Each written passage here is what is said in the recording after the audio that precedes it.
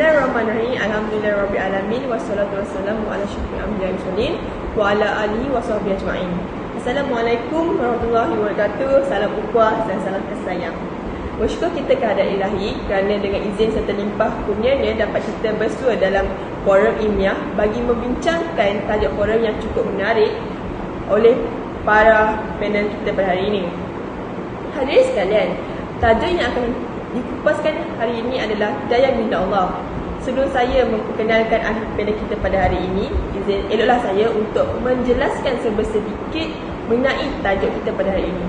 Dalam Islam, hidayah dari segi bahasa ialah petunjuk atau hadiah, manakala dari segi istilah pula, hidayah adalah petunjuk Allah ke arah kebenaran. Allah menganugerahkan hidayah kepada sesiapa yang dikehendaki agar beriman dan mentaati perintahnya. Allah berfirman dari surah Al-Qasas, sesungguhnya kamu tidak dapat memberi hidayah kepada orang yang kamu kehendaki, tetapi Allah memberi hidayah kepada orang yang dikehendakinya. Ayat ini jelas membuktikan bahawa hidayah sememangnya milik Allah dan hanya kerana Allah sahaja yang dapat memberi nur kepada siapa yang Dia inginkan. Akan tetapi, di masa ini, segelintir masyarakat kita mengalah anggap dan menggunakannya sebagai alasan untuk mereka terus terjerumus dalam selimut dosa. Tanpa kita sedar, sememangnya hidayah ini adalah di sekitar kita. Cuma kita sendiri yang tidak sedar dengan teguran dan amalan daripada Allah SWT. Sebagai contohnya, kita sering melihat dan mendengar tentang kemalangan yang melibatkan nyawa. Tanpa kita sedar, sebenarnya Allah sedang menegur kita dengan cara memperlihatkan musibah-musibah ini supaya timbul kesedaran dalam diri untuk kita memperbaiki dan mendekatkan diri kepada Allah SWT. Hidayah juga boleh sampai dalam bentuk perantaraan, contohnya dalam bentuk dakwah. Jadi, persoalannya, bagaimanakah untuk kita tidak terlepas daripada hidayah Allah, dan betulkah dakwah merupakan salah satu perantaraan untuk memperoleh hidayah? Saya mengupas tajuk ini lebih mendalam. Marilah kita berkenalan dengan 3 orang ahli panel kita pada hari ini. Baiklah, di sebelah kiri saya, ahli panel pertama kita yang pemalu tapi petah berkata-kata, Saudari Ezra. Selamat datang. Seterusnya, sebelah kanan saya, ahli panel kedua kita, Saudari Aini. Selamat datang.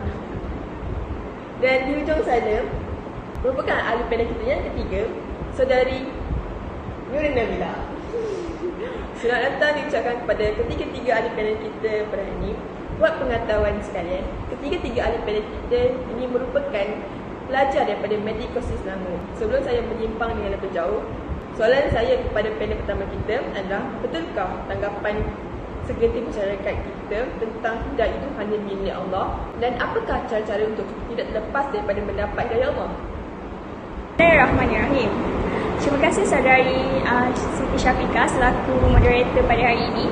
Assalamualaikum dan salam sejahtera kepada sidang hadirin yang dihormati. Seperti yang diperkatakan oleh saudari moderator, milik Allah, saya percaya konsep hidayah milik Allah itu telah diterapkan di dalam diri setiap umat Islam. Dan semua orang percaya yang hidayah itu milik Allah, namun ianya perlu dicari, bukan dinanti. Bukankah maksud nasta'in dalam surah Al-Fatihah itu adalah pertolongan yang dimohon dengan cara berusaha terlebih dahulu, kemudian barulah berserah kepada Allah SWT. Jangan dikatakan hidayah belum datang kerana kita sebagai hamba Allah yang taat dan setia sentiasa bersama hidayahnya melalui pelbagai ibadah harian. Namun kerana terlampau sibuk dan lega, ianya berlalu begitu sahaja kerana kita tidak serius mengambil kesempatan untuk memohon kepadanya. Hal ini mungkin kerana kita jadikan ibadah harian kita sebagai ritual jasmani sahaja tanpa memperkasakannya dengan unsur rohani. Sebab itulah, walaupun ibadah kita banyak, tetapi ia tidak mampu juga untuk mencegah kita daripada melakukan pelbagai kemungkaran. Seterusnya, antara cara mendapatkan hidayah Allah SWT adalah dengan sentiasa berdoa agar diberi petunjuk dalam kehidupan. Berdoalah dalam keadaan merendah diri dan bersyukur dan berterima kasih kepada Allah. Bersihkan hati melalui ibadat wajib dan sunat. Contohnya, bersihkan hati kita dengan melakukan ibadat wajib dan sunat seperti solat 5 waktu atau solat sunat yang lain. Yang kedua, berakhlak mulia sesama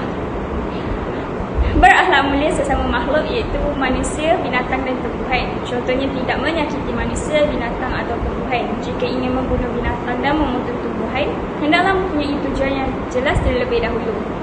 Laksanakan segala perintah Allah dengan melakukan segala suruhannya dan meninggalkan larangannya. Dan sentiasa berusaha bersangka baik terhadap atas perbuatan orang lain. Selain itu, menghadiri ceramah ilmu seperti majlis ilmu pada hari ini untuk mengutip ilmu yang membawa kepada kemajuan diri dan keinsafan diri. Secara tidak langsung kita dapat menambah ilmu pengetahuan yang sedia ada ataupun yang tidak ada dalam diri kita. Dan akhir sekali menggunakan akal fikiran untuk mengetahui rahsia dan keesaan Allah. Contohnya, lihatlah pada alam dan diri kita sendiri, semua itu mempunyai hikmah tersendiri yang mampu mengajar kita mengenal Allah. Firman Allah Subhanahu Wa Taala daripada surah Al-An'am ayat 125 yang bermaksud, barang siapa yang dikehendaki Allah akan mendapat hidayah atau petunjuk. Dia akan membukakan dadanya untuk menerima Islam, dan barang siapa dikehendakinya menjadi sesat, dia jadikan dadanya sempit dan sesat seakan-akan dia sedang mendaki ke langit. Demikianlah Allah menipukan siksa kepada orang-orang yang tidak beriman. Hidayah adalah satu nikmat kurniaan Allah yang amat berharga. Hidayah tidak boleh dibeli dengan harta. Gunakanlah cara-cara yang telah saya perkatakan sebentar tadi untuk membantu dalam mendapatkan hidayah daripada Allah Subhanahu Wa Taala, supaya dapat memberi kesan yang baik dalam kehidupan kita di dunia dan di akhirat. Semoga bermanfaat. Sekian sahaja daripada saya. Terima kasih. Terima kasih kepada panel kita yang pertama. Sungguh ringkas dan padat isi yang disampaikan oleh Saudara Ezra. Suka saya untuk highlightkan satu poin terakhir Saudara Ezra sebentar tadi. Cara mendapat hidayah adalah menggunakan akal fikiran untuk melihat keesaan Allah seperti kejadian alam. Rasulullah pernah bersabda bahawa petunjuk yang datang daripada usaha diri sendiri adalah lebih baik daripada petunjuk yang datang dari segala isi dunia ini. Dan kita tahu bahawa setiap ciptaannya pasti ada 1001 hikmah dan nikmat. Sebentar tadi panel pertama kita juga mengatakan bahawa menghadiri ceramah ilmu juga merupakan salah satu cara untuk mendapatkan hidayah. Setiap majlis ilmu mestilah ada seorang guru atau boleh digelarkan sebagai seorang pendakwah. Jadi kita dapat lihat masa kini banyak pendakwah-pendakwah yang giat menjalankan aktiviti dakwah. Soalannya, adakah dakwah ini merupakan perantara hidayah Allah? Saya berikan ruang kepada panel kita yang kedua untuk memberi pencerahan mengenai ini. Silakan. Bismillahirrahmanirrahim. Terima kasih kepada saudari penerusi. Assalamualaikum dan salam sejahtera kepada sidang hadirin yang dihormati. Tanpa hidayah darinya, seseorang itu tidak akan terbuka hatinya untuk menerima agama dan akidah Islam sebagai pegangan hidup mereka. Hidayah Allah ini biasanya datang dalam pelbagai keadaan. Ada dalam kalangan saudara kita menerima hidayah melalui mimpi, pembacaan media-media Islam atau melalui pergaulan seharian dengan rakan-rakan beragama Islam. Hidayah Allah boleh datang dalam bentuk dakwah. Hal ini tidak asing lagi dalam kehidupan seharian kita. Seperti kita maklum, tujuan dan objektif dakwah dilakukan adalah menjadi ejen penyebab kepada hidayah Allah. Antara kisah yang boleh kita teladani adalah kisah Hindu binti Utbah, iaitu isteri Abu Sufyan yang begitu keras hatinya. Kebenciannya terhadap Islam adalah sejak awal kemunculan baginda SAW. Kebencian itu semakin bertambah selepas Perang Badar apabila beliau berdendam dengan pembunuh ayahnya, bapa saudaranya serta saudara lelakinya, sehinggakan beliau bernazar untuk memakan jantung orang yang membunuh itu. Maka pada saat Perang Uhud, beliau telah mengupas seorang hamba abdi yang bernama Wahsy untuk membunuh Sayyidina Hamzah. Maka apabila dia terlihat jasad Hamzah terbaring kaku, beliau lantas membelah dada Hamzah dan mengunyah jantungnya. Akibat peristiwa ini, beliau digelar pemakan hati. Beliau menjadi penentang yang kuat terhadap dakwah Nabi SAW. Namun, kerasnya hati Hindun akhirnya lembut juga dengan dakwah baginda SAW. Beliau akhirnya menerima Islam dan menjadi orang yang banyak mendukung perjuangan Nabi dalam menyebarkan dakwah baginda SAW. Firman Allah yang bermaksud, serulah manusia kepada jalan Tuhanmu dengan hikmah dan pelajaran yang baik dan bantahlah mereka dengan cara yang baik. Sesungguhnya Tuhanmu yang lebih mengetahui mengenai siapa yang tersesat daripada jalannya, dan Dia yang lebih mengetahui orang yang mendapat petunjuk. Daripada surah An-Nas ayat 125. Menerusi ayat ini, Allah mengemukakan terdapat 3 cara berdakwah yang boleh dilakukan. Pertama, berdakwah secara berhikmah dan bijaksana dengan tutur bahasa yang lembut serta menarik bersama bukti yang jelas, kukuh dan boleh menghilangkan sebarang kesamaran dan keraguan. Kedua, serulah manusia dengan kata-kata yang mengandungi pengajaran seperti kisah umat terdahulu, kerana dengan mengingati peristiwa yang menimpa umat terdahulu akan meninggalkan kesan yang mendalam kepada jiwa mereka dari ingkar terhadap Allah. Ketiga, berdakwah melalui perbincangan, muzakarah dan dialog dalam suasana yang penuh kemesraan dan harmoni, bukan menggunakan kata-kata kesat dan keji, kerana tujuan perbincangan adalah untuk menyampaikan kebenaran, bukan mencari kemenangan. Para pendakwah tidak harus tergesa-gesa dalam menyampaikan dakwah mereka. Mereka harus mengkaji terlebih dahulu golongan sasar mereka, kerana setiap golongan masyarakat yang berbeza memerlukan cara yang berlainan. Imam Ibn Taymiyah pernah membahagikan manusia kepada 3 golongan. Pertama, orang yang mudah menerima kebenaran dan terus mengikutinya. Inilah orang yang bijaksana. Kedua, orang yang mahu menerima kebenaran tetapi tidak mahu mengamalkan. Mereka perlulah sentiasa dinasihati sehingga mengamalkan. Ketiga, orang yang tidak mahu menerima kebenaran, mereka perlu diajak berbincang dan berdialog secara yang paling baik. Benarlah, hidayah itu adalah hak milik putera Allah Subhanahu Wa Taala. Tiada siapa yang berhak memberikan hidayah kepada manusia hatta Rasulullah SAW sendiri. Akhir kata, para pendakwah haruslah bersungguh-sungguh dalam menyampaikan dakwah berkesan supaya dakwah mereka berjaya menjadi penyebab kepada hidayah Allah. Sekian itu sahaja daripada saya. Terima kasih. Terima kasih kepada panel kita yang kedua atas pencerahan yang amat jelas sebentar tadi. Sekarang sudah terang lagi bersulur bahawa sememangnya hidayah itu perlu dicari, bukannya ditunggu. Jika dua ahli panel kita membincangkan tentang cara-cara dan bentuk hidayah yang Allah berikan, saya ingin mendengar huraian mengenai impak terhadap orang yang mendapat hidayah daripada panel kita yang ketiga. Silakan. Terima kasih saya ucapkan kepada saudari moderator Siti Nur Syafiqah.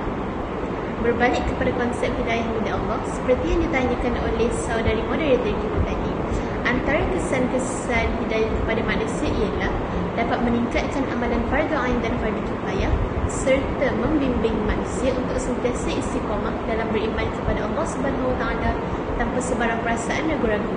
Selain itu, hati kita juga akan sentiasa terdorong untuk melakukan kebaikan serta menjauhi dan membenci perkara mungkar. Selain itu, kita juga akan tetap beriman kepada Allah Subhanahu Wa Taala walaupun disiksa atau diberi kesenangan supaya meninggalkan Islam. Contohnya Bilal bin Rabah yang tetap setia dengan Islam walaupun disiksa dan ditarik di atas padang pasir pada cuaca yang panas. Akhir sekali, kita akan terdorong untuk menyampaikan dakwah dan nasihat kepada seluruh manusia agar manusia dapat mencari dan mendapatkan hidayah Allah Subhanahu Wa Taala.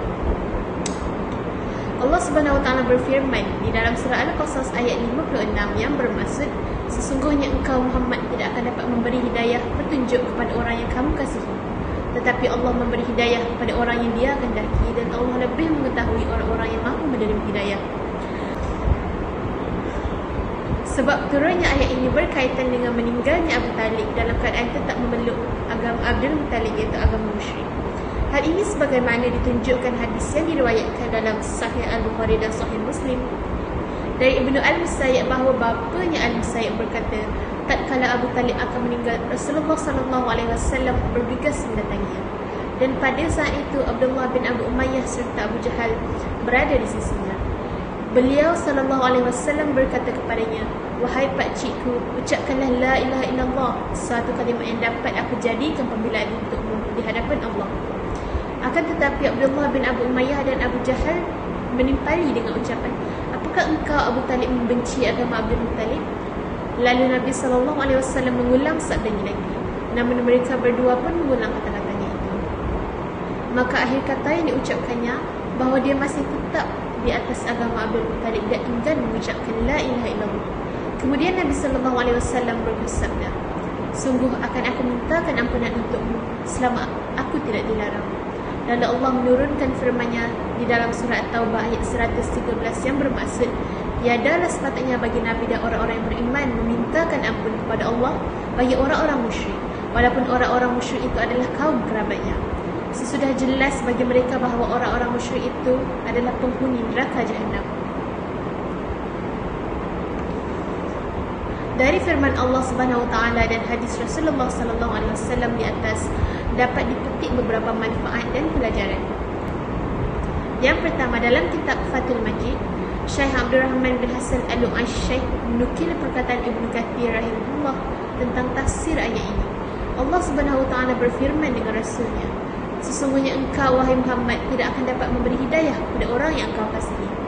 Artinya, memberi hidayah atau petunjuk itu bukan urusan, akan tetapi kewajipanmu hanyalah menyampaikan, dan Allah akan memberi hidayah kepada siapa yang Dia kehendaki.